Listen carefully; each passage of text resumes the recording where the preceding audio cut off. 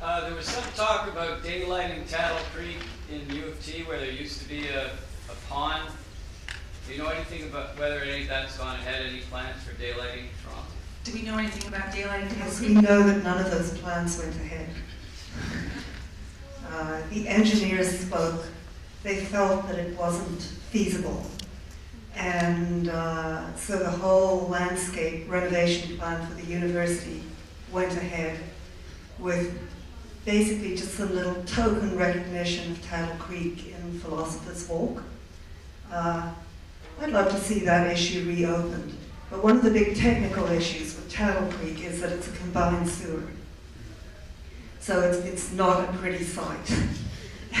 So you'd basically be doing a surrogate stream above the sewer level that would be capturing stormwater from the surrounding buildings. The engineers felt there wouldn't be enough water. I actually highly doubt that, now that I know more about rain gardens. But yeah, it got lost in the usual bureaucracy. It looked like on that map that was shown in Toronto that there were a lot of tributaries sort of right in the downtown core. And I wondered if you know about exactly where they are and could maybe speak about those. The comment was that there, on the map, there looked like a lot of tributaries in downtown Toronto, and do you know where they are? Yeah, we know where they are, or where they were. I think there was another part to that question. Did I miss the second part to the question? Well, just I wondered if you could specifically speak to where they are, or have they been explored? And Oh, sure, okay.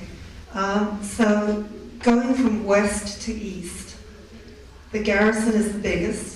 These are all little creeks in something called the inter-basin drainage area between the Don and the Humber. So there's a pile of creeks in High Park, but let's just exclude those and we'll start at the Garrison. The next one over is Russell Creek, which entered the lake at Simcoe in front and was described by Henry Scaddy as meandering most recklessly through the field behind the Houses of Parliament. Then there were a pile of little creeks called Market Creeks, and they all flowed from about Queen Street down to the lake, all the way along to St. Lawrence Market. I think was the last one of those. And then the last one was Taddle Creek, not the last one, third last one, was Taddle Creek, and that flowed from Bathurst and St. Clair, sort of, through the downtown, underneath the hospitals at University and Elm, under the Eaton Centre, along Queen Street, and then curved around and back into the lake at Berkeley in front. And then after Taddle Creek, there was a little itty-bitty thing called Crookshank Creek, which started at the Allen Gardens and flowed in right through the distillery into the lake. And then the last one was Sumac Creek, and Sumac Creek actually flowed into the Don, so it falls into the Don watershed. They're all on the Lost Rivers website. LostRivers.ca. Yeah.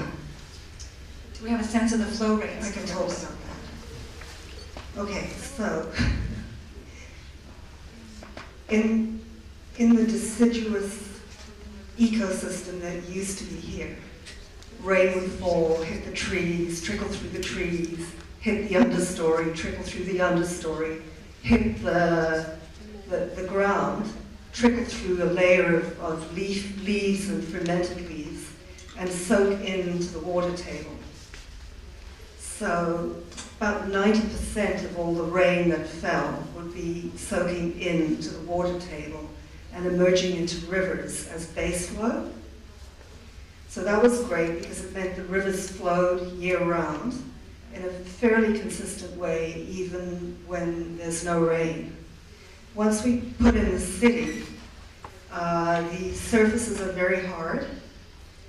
When the rain lands, it doesn't trickle, it just hits the ground running, and because it's a low coefficient of friction, it increases its speed, it gets faster and faster.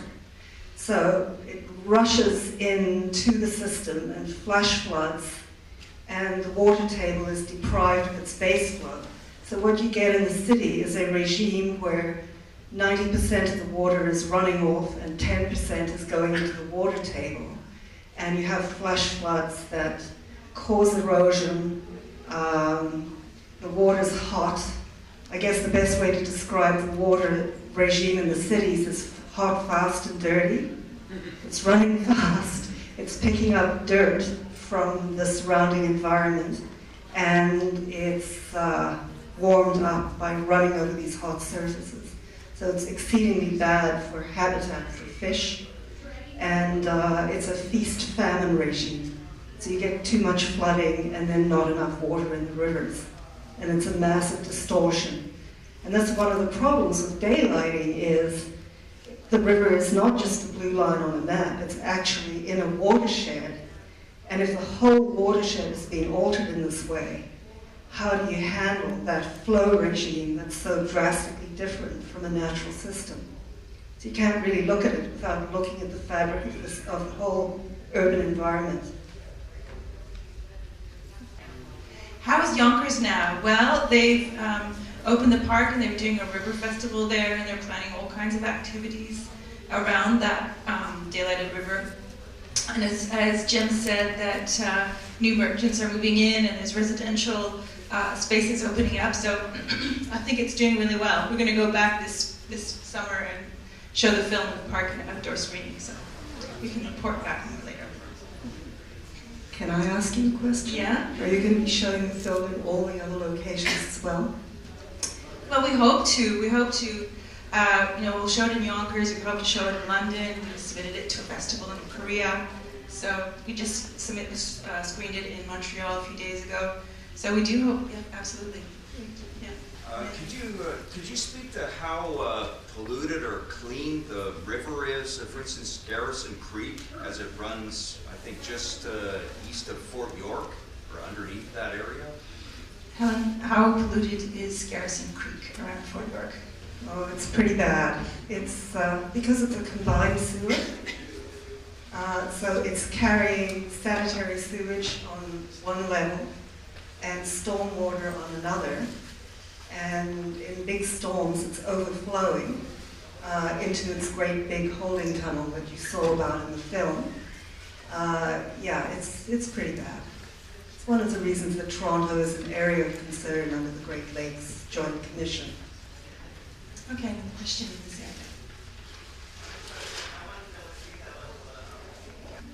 The very origins of the project were when I saw Andrew Eamon's photographs in a newspaper article about Montreal's lost rivers, and it just blew my mind because it showed images of this urban space that I never thought about, and when I did think about it, I thought it was like an ugly, disgusting space, but his images, they just turned them into these beautiful, beautiful architectural spaces, and so I wanted to learn more, and initially we thought Lost Rivers was a story particular to Montreal, and then Caroline, the director, came on board and started doing a lot of research, and we found out that Lost Rivers are in every industrialized city. So that was a big revelation, and that made our film become an international story. And then from there, we wanted to find cities where, a city that could tell part of the story, past, present, and future of these lost rivers, and also hopefully find one where something was unfolding as we were filming, and so that became Yonkers, and we were really lucky to be there from the beginning when they broke ground to the end when they finished the project, so that was really amazing.